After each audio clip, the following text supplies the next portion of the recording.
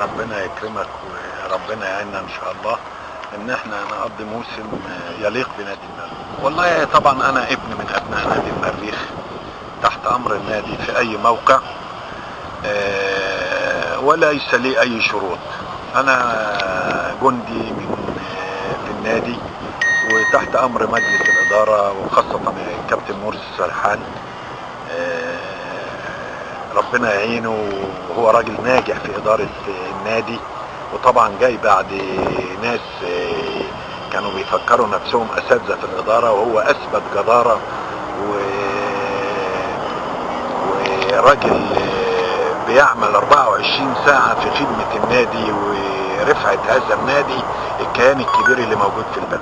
لا، انا بصدد عمل اجتماع مع الجهاز ككل على اساس ان احنا عاوزين نرسي مبدأ الحب اللي بيجمع بين كل المدربين، وان شاء الله هلقي عليهم بعض التكليفات المتعلقة بالعمل، وبإذن الله اكون عند حسن ظنهم اولا، وهم يكونوا عند حسن ظن. بين المدربين علاقة احترام، لان دول مدربين ما همش لعيبة، كل واحد له رأيه.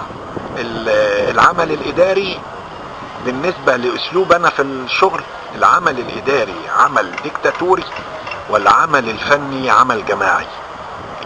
الديكتاتورية بمعنى ايه؟ ان ما فيش نقاش في النواحي الادارية. النواحي الادارية دي بتلقي عليهم التعليمات، هم بينفذوها.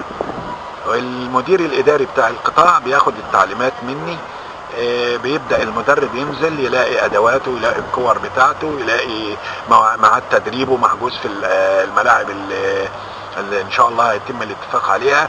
ولكن العمل الفني ده عمل جماعي، وكل مدرب له احترامه وله رأيه الفني. وان شاء الله طبعا هيبقى، لان انا كل المدربين اللي موجودين في القطاع انا مربيهم واشتغلوا معايا، وانا ماسك مدير فني النادي في الدوري الممتاز، والحمد لله كلهم يعني انا بنال ثقتهم.